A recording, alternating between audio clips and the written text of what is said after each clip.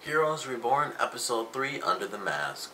I think this is a pretty good third episode because, for one, it tied in the Japanese storyline with the others, which I don't know if I actually mentioned this before, but I thought the first episode, the first two, were really jumbled because, and it wasn't just the Japanese storyline, that really did have a disconnect from everything else, despite what was obvious from it. Like, as soon as they showed the katana, it's like, oh, well, that's Hero's katana. That's going to tie in, obviously. There was no question about that. Whether he was in the show or not, it would have to tie in somehow to the rest of the characters. But they were still just kind of off on their own. We don't know who Miko's father really is. I would have preferred if her father was actually Hero's friend. And I thought that would have made sense, although he would have had to have been older and would have had to have had like a totally different power for that to actually be possible. For her to be at least be as old as she was, which would have been like 6 if that actually happened. So I understand why it wasn't Hero's friend or someone else we knew. But it was really distant. And then there was just other stuff, the fact that just everything was just hopping all over the place, focusing on the characters, which totally worked. It was all really cool and important. But it really was the type of story where it's like, just the thinnest moments really tied into each other, and no one actually met each other outside of the husband and wife couple and Tommy. Those are really the only characters that actually met out of all the characters so far. And it really seemed like they were, you know, they do have their own storyline, but it seemed like the Tommy and the Hunters, I'm just going to call them the Hunters, storyline was really tied together because they were basically in like one of the opening scenes. It was them together, so I kind of, at least in the first episode, I counted their storylines as one, but they're totally separate now for sure. And this is my second time doing this review because I talked so long, the camera actually got exhausted. I was talking for like over 30 minutes, like almost 34 minutes. So I'm going to try to make sure I keep this really concise. But there was a lot of cool stuff in this episode that, you know, some stuff was answered, like really one question was answered, and then pretty much everything else was still like, well, there's like a hint to this, and that was like the Noah stuff, there's a slight hint. And then another question came up from Tommy's storyline with the guy who has the briefcase of pennies. When his mother finds the dude, which is an awesome scene because she just pulled a gun on him. I thought that was actually kind of cool. But she's like, you know, who are you? He's like, you know. So he's in like a whole new organization, which it couldn't possibly be Renautas because he was actually helping Tommy. So I assume whatever group he's in is the same group that involves the girl and the invisible woman that are in the Arctic Circle trying to stop whatever's going on with the Aurora Borealis. I'm pretty sure they're all in the same group, and he was like, you already know what this is, the world's going to need him soon. I agreed to protect him and make sure things go along as planned. So there's a new organization. I'm assuming they were the ones that made all the lights red at the end because he told whoever he's with in said organization. I don't know if the car crash, though, was them intentionally knocking their car out, or if that was just a generic car crash because his mom was, of course, freaking out, so she was like speeding down the road because they're changing all the lights to red. So that's kind of left open a little. It's like they're in a car crash, but we don't know if it was actually on purpose or if it was just like she's trying to escape, so of course she's ignoring everything, and then they just got hit. So we still don't really know the answer to that, but it created a whole new question. There's yet another group out there, but it did kind of shorten down. They almost added 2 new groups in this episode. They added the group that involves that guy and possibly the woman in the Arctic Circle. I don't know how they're going to end up in contact with the other characters. I still haven't seen who the invisible woman is. I meant to go back because me and my girlfriend were watching it, and I asked her if she recognized the woman, and she said she didn't. But there are other, you know, they could still be characters or people from the other show. So I really should have gone back. I meant to do it, but I didn't want to like go back just for that quick second because we were already a little bit beyond. But I don't know if this is someone brand new. I'm assuming it is as well. She didn't sound like anyone that I recognized before. But whatever they're doing, I think ties in with that guy because it seems like they're all in the same sort of line where it's like we have to save the world, and whatever this thing is coming soon, so we have to work together to stop it. So that made a new question. The El Vengador thing brought up a new question. I don't know if it's going to be a new organization, but excuse me, we find out that the cop is actually Evo as well, which once again just added to like Evos chasing down other Evos.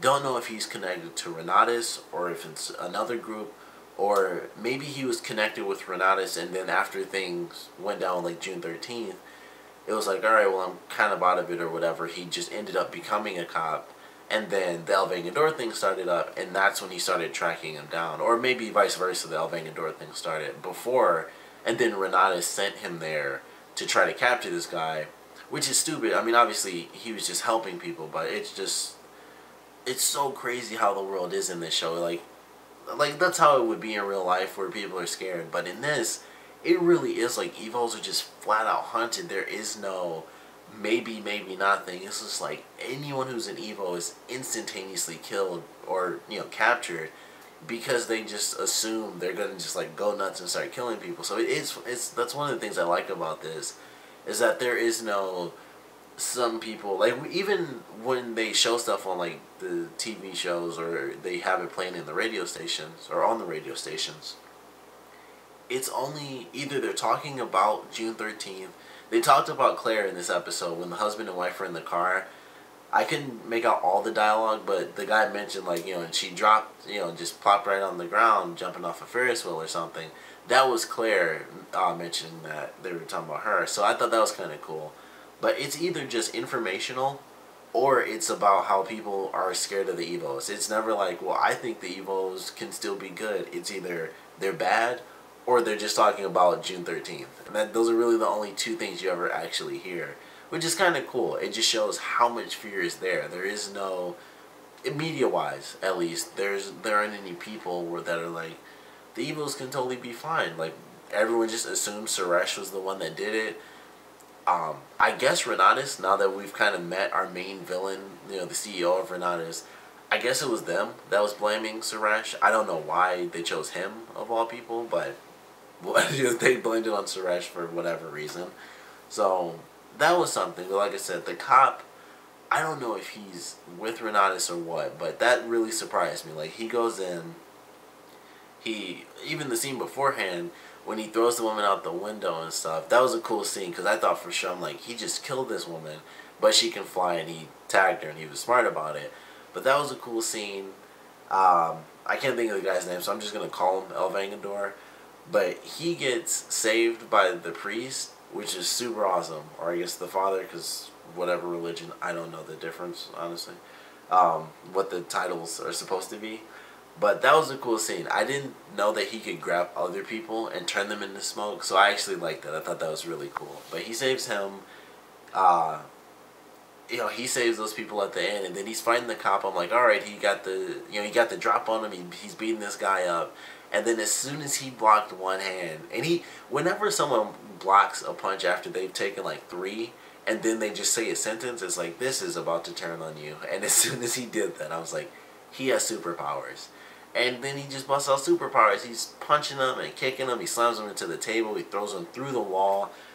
He kicked him, and then this was probably my favorite scene when he kicked him through the beams. That was really cool because it was a nice use of slow motion. Plus, it was a very long shot. I think it was really close to the second pillar, but we got to see them, and he's like just flying through the scene.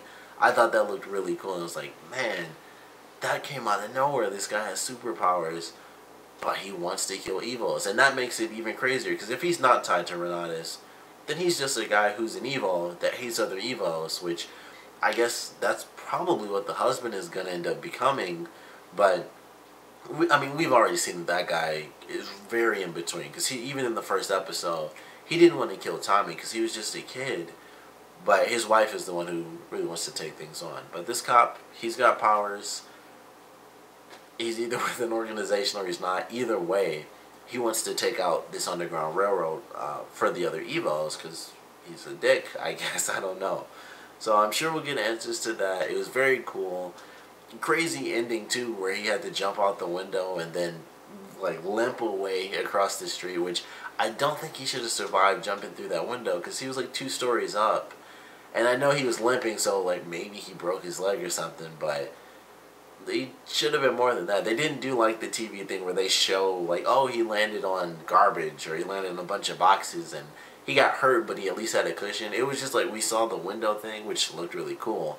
And then we kind of just saw him walking across the street and the taxi stopped before it hit him, or I believe it was a taxi. But I'm like, he jumped 2 stories. He should, or even if it was 1 story, still I thought, well, I guess if it was 1 story, that's not nearly as bad. Like that is, it's only 1 story difference, but that's a huge difference as far as landing on your body.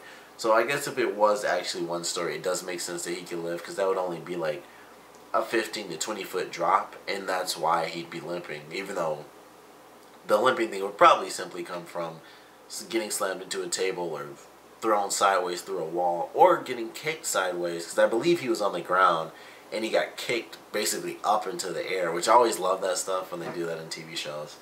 But that was a pretty crazy fight scene. Definitely enjoyed it.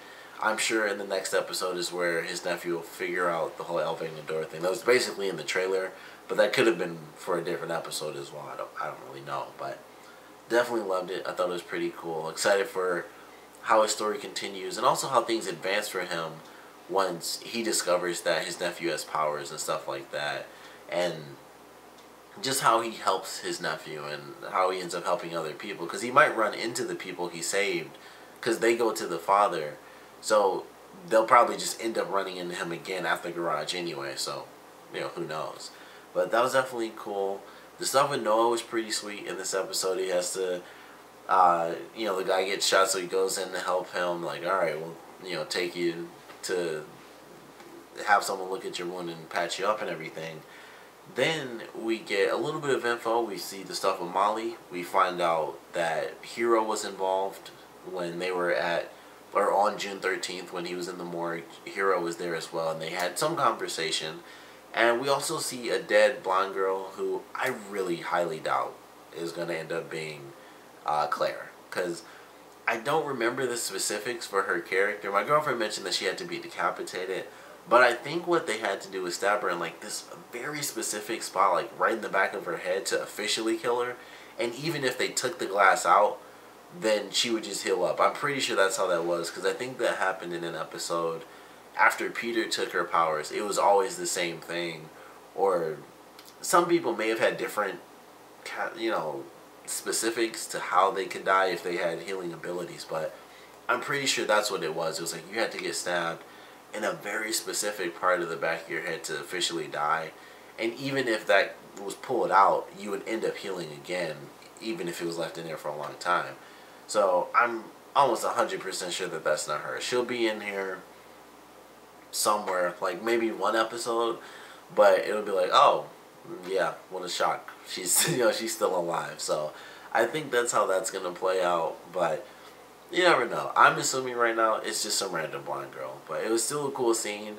You know, and also the fact that it's a total mystery, because even, you know, they don't show her face, it's just a head with blonde hair, and then we still have the flashbacks that are totally missing from Noah's brain, like all those memories and stuff, which either we'll get through flashbacks, which we'll just get to see how everything played out, or we'll just get it through the dialogue. But either way, with all the whole mystery there, that could be anybody. That could be a brand new character. It could be someone else with blonde hair. There's only like one person I could think of, which would be like Ali Lauder's character, and she was the woman who played the schizophrenic, like, super strength woman in the first season, and then she played like a totally different character who just looked exactly the same after that, who had ice powers. But it could really be anybody. It could be anyone, and I'm sure it's not Claire because of the crazy specific point in the back of the head thing. I'm sure it's not Claire that died in an explosion.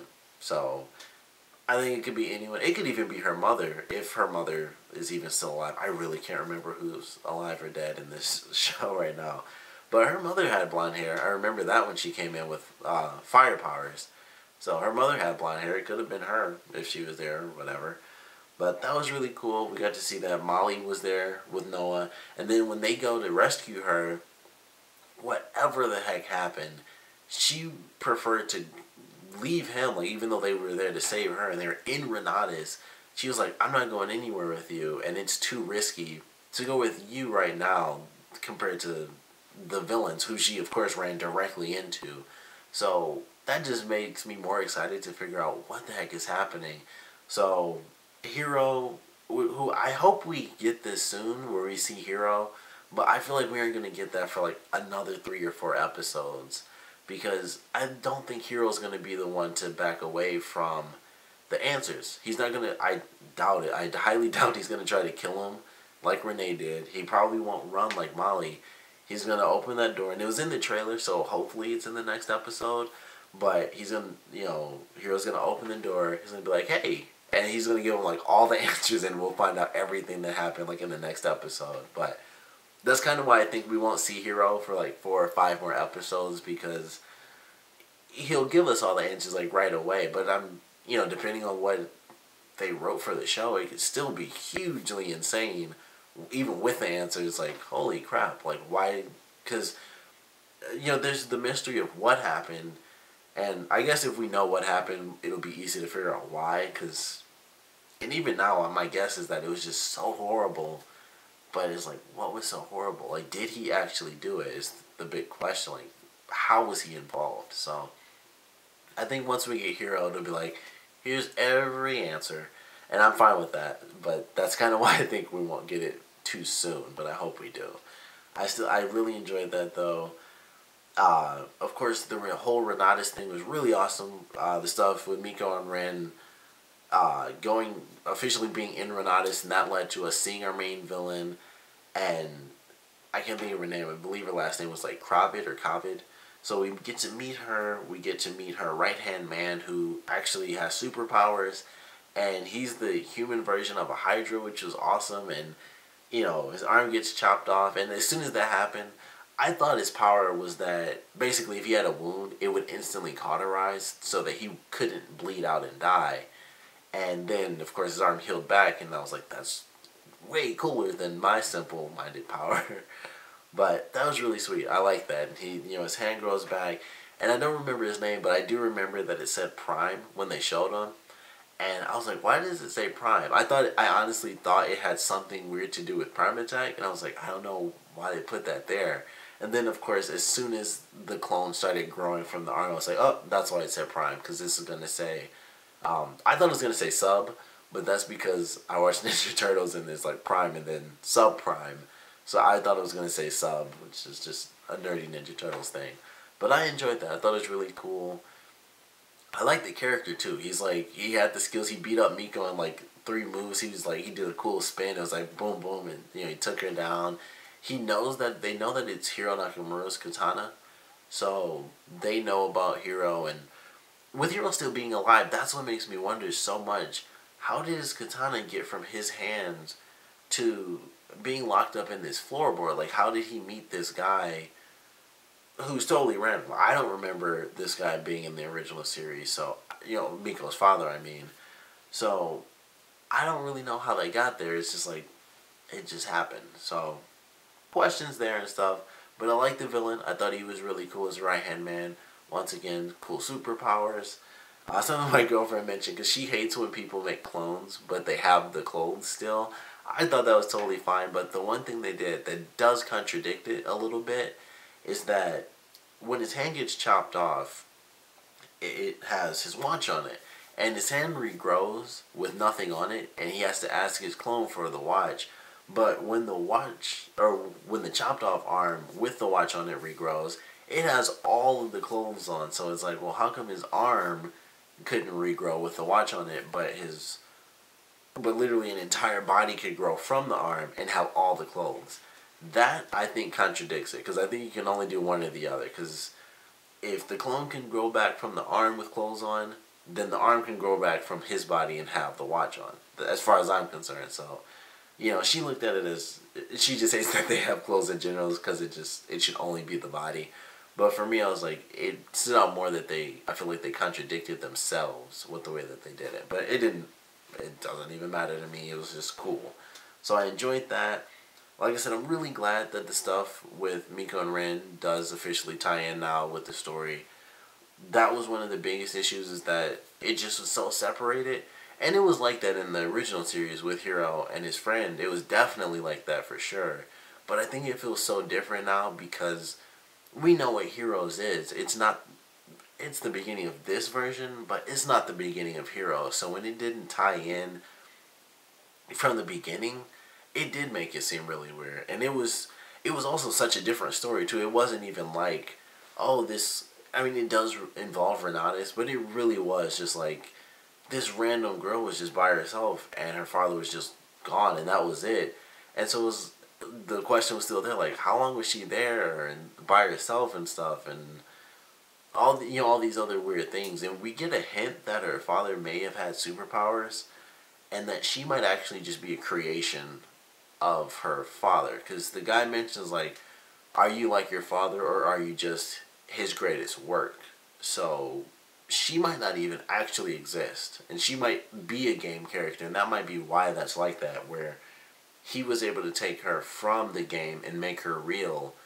But that's why when she unsheathes the katana, she gets sucked back into the game, because that's like her, I guess, sort of natural state, is just being like a samurai with a katana out. So I don't know if we'll get that official answer, but that's kind of where my guess is at this point. But I'm glad it ties in. They're going to America, so that should be pretty cool. We have Epic, which launched by Renautas, so Molly's power is going to be used to find everybody else. That, I think, is a weird thing, because it's a simple concept. It's like, okay, they have this. All they're going to do is hunt Evos, but because it's literally on a global scale, it affects every other story because of that. So I'm excited to see how that plays out and how long it takes for that stuff to spread to everyone else. But I'm looking forward to that. Then, of course, we have the final thing, is the husband and wife pair. I don't know how that's going to play out. I thought for sure his power was that he was super, he had like a genius intellect, and he just wouldn't figure it out until he just solved some crazy thing and it just hit him.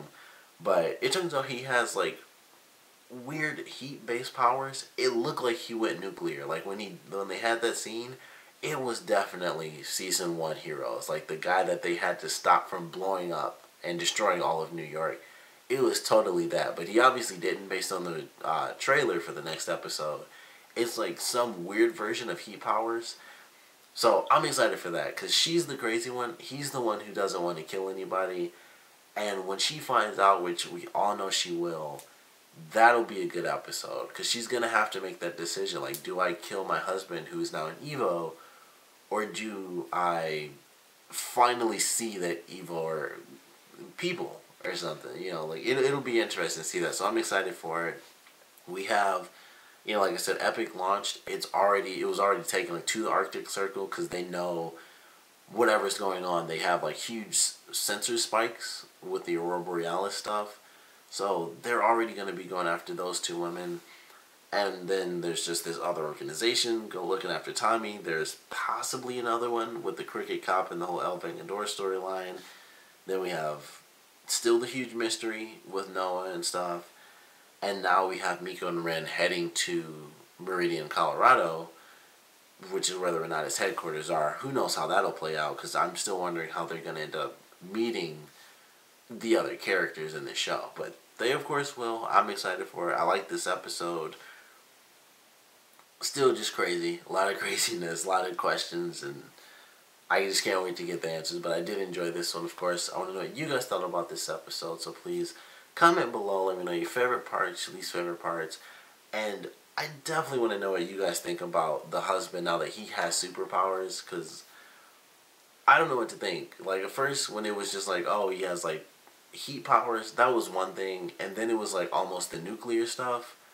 I don't know what to really think about that, so I'm excited for it, and I want to know what you guys thought. And also, the scene when they were in the car, my girlfriend thinks that it was his powers to stop the car. I want to know what you guys think about that too. This is a random thing, but the first thing that came to my mind was that Noah somehow had his car rigged, where if you switch the channel, it would shut the car down, because he was like, crazy super spy stuff. But I don't know, I don't see how his heat powers would translate to messing the car up. But at the same time, we don't really know what his power is 100%, so I guess that could have affected the car if it was something weird like that. But I want to know what you guys think. Also, if you noticed in the car, they were talking about Claire on the radio station when the guy was talking, like, just before they turn it off. He mentions, like, oh, she jumped off a Ferris wheel and plopped right on the ground. They were talking about Claire in that radio segment. So, just in case you guys randomly missed that, that's what they were talking about on the radio station. They're talking about Claire and when they found out about Evos for the first time ever. So I thought that was just a cool little nod, like, oh, they're mentioning the final episode of the original Heroes. But want to know what you guys thought about this, so please comment below, let me know, and thanks for watching.